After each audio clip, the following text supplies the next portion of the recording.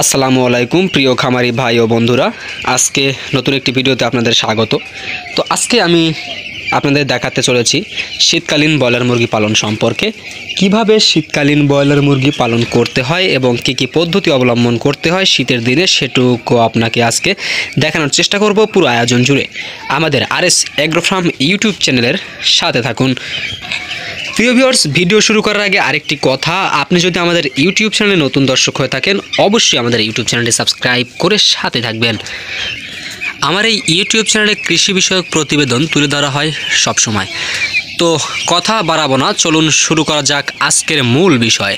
তো প্রিয় ভিউয়ার্স, আজকে আমি আপনাদেরকে জানানোর চেষ্টা করব যে কিভাবে শীতকালীন মুরগি পালন করতে হয় বা কী কী পদ্ধতি অবলম্বন করতে হয় শীতের দিনে। গরমের দিনের চেয়ে শীতের দিনে একটু ভিন্ন পদ্ধতি কিন্তু অবলম্বন করতে হয়।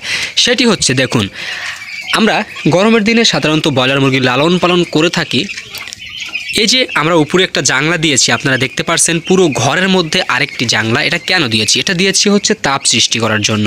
আসলে ব্রয়লার মুরগির ঘরের মধ্যে আমাদেরকে এই শীতের দিনে গরম রাখতে হয়, মুরগির ঘরের মধ্যে তাপ সৃষ্টি করতে হয়। তো তাপ সৃষ্টি করতে হলে অবশ্যই আমাদেরকে চারিদিক দিয়ে কিন্তু এই যে পলিথিন যে কাগজ আছে, এই পলিথিন কাগজ দিয়ে আপনারা চারিদিক দিয়ে ঢেকে দিবেন। তারপরে ভিতরে কিছু সংখ্যক বাল্ব দিবেন। যতক্ষণ আপনার মুরগি মানে গরমে চারদিক দিয়ে ছড়ে ছিটে না থাকে ততটুকু সময় আপনাকে বেশি বাল্ব দিতে হবে, অর্থাৎ 5টা 6টা বা 7টা 8টা বা আপনার মুরগি অনুযায়ী আপনাকে কিন্তু 100 ওয়াটের বাল্ব ব্যবহার করতে হবে। আর গরমের দিন আরেকটি কাজ করতে হবে, সেটা হচ্ছে এই যে জানলা। এই জানলাটা যদি আপনারা দেন তাহলে কিন্তু অবশ্যই আপনার মুরগির ঘরের মধ্যে তাপ সৃষ্টি হবে, শুধু পলিথিনে কিন্তু তাপ সৃষ্টি হবে না। এই জানলায় কিন্তু আপনার ব্রয়লার মুরগির ঘরে অনেক তাপ সৃষ্টি করবে। আর এই যে 100 ওয়াটের যে বাল্বগুলো আছে, এই বাল্বগুলো দেওয়া মাত্রই আপনার ঘরটা একটি তাপে পরিণত হবে, বা বাইরের যে বাতাস গ্যাস কিন্তু চলাফেরা করতে পারবে না। সেক্ষেত্রে এখানে আপনার মুরগির গরম লাগবে, মুরগি ভালো থাকবে, সুস্থ থাকবে।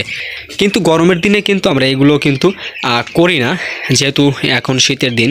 এই শীতের দিনের জন্য আমরা এটা করেছি, আপনারা দেখতে পারতেছেন চারিদিক দিয়ে। এর মধ্যে তফাৎটা হচ্ছে এটাই যে গরমের দিনে আমাদের এই যে এত বাল্ব, 100 ওয়াটের এত বাল্ব বা উপরে জানলা বা চারিদিক দিয়ে এত কাগজ কিন্তু স্প্রে দিতে হয় না। আর শীতের দিনে কিন্তু তাপ সৃষ্টি করার জন্য এগুলো করতে হয়। তো আপনারা যদি শীতকালীন মুরগি পালন করতে চান অবশ্যই আপনাদেরকে কিন্তু এই টিপসগুলো আপনাকে ফলো করতে হবে। যদি এই টিপসগুলো ফলো না করেন তাহলে কিন্তু মুরগি পালন অসম্ভব হয়ে পড়বে।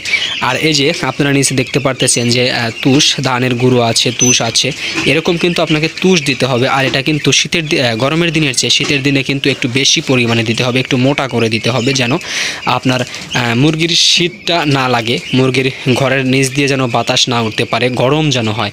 আর নিচে অবশ্যই কালো কাপড় দিয়ে দিবেন। দেখেন আমরা কাপড় দিয়েছি, বা আপনারা চট দিলেও দিতে পারেন, চট দিলে আপনারা দিতে পারেন, চট দিলে ভালো হয়, চটও আপনারা দিতে পারেন।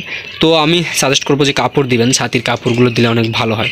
আর উপরে এই যে আমরা জুট কম্বল যেটাকে বলে রোডের কাজে ব্যবহৃত হয়, বা ব্লকের নিচে এগুলো এই কাপড় এই কম্বলগুলো দেয়, বা গরিব যারা আছে, গরিব দুঃখীকে এরকম কাপড় শীতের দিনে ত্রাণ দেয়। তো এরকম আপনারা এই কম্বলগুলো কিনে আনবেন বাজার থেকে। এই কম্বলগুলো এই জানলার উপরে দিয়ে দিবেন, এতে তাপ সৃষ্টি হয় একটু বেশি। অনেকে আছে খাতা দেয় বা চট দেয়, চটে কিন্তু সেরকম তাপ সৃষ্টি হয় না। আপনারা কম্বল দেওয়ার চেষ্টা করবেন। আর অনেকে আছে এটা বলেন যে ভাইয়া 1000 ওয়াটের বাল্ব বা 200 ওয়াটের বাল্ব, এরকম 200 ওয়াটের বাল্ব আমরা দিতে চাই। এগুলো দিবেন না, সাদা বাল্ব দিবেন না, এনার্জি বাল্ব দিবেন না। আপনারা 100 ওয়াটের যে লাল বাল্বগুলো আছে এটা দিতে পারেন। 100 ওয়াটের লাল বাল্বে তাপ সৃষ্টি হয় বেশি। আপনি দুটোর কাছে 3টা দেন, 4টা দেন, এটা ভালো হবে। আর যখন আপনার ঘরে মুরগির তাপ বেশি হয়ে যাবে, অতিরিক্ত, তখন কিন্তু আপনাকে অবশ্যই ঢেকে রাখতে হবে বা খুলে দিতে হবে, বা 2-3টা লাইট বন্ধ করে দিতে হবে। বেশি তাপ সৃষ্টি করা যাবে না। অত্যাধিক তাপের কারণে আপনার মুরগি ঘেমে যেতে পারে। মুরগি গাও ঘেমে গেলে অবশ্যই মুরগির ঠান্ডা লাগবে, এটা বাধ্যতামূলক। তো এগুলো আপনাকে অবশ্যই খেয়াল রাখতে হবে যে কিভাবে মুরগি আসলে লালন পালন করতে হয়। অবশ্যই আপনি আমাদের ভিডিওগুলো প্রতিনিয়ত দেখবেন মুরগি পালন সম্পর্কে, বা বিভিন্ন ধরনের হাটে আমরা ভিডিও করে থাকি। এই ভিডিওগুলো আপনারা অবশ্যই পেয়ে যাবেন আমাদের ইউটিউব চ্যানেলে।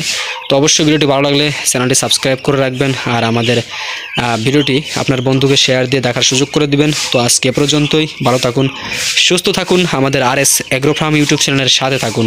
ধন্যবাদ।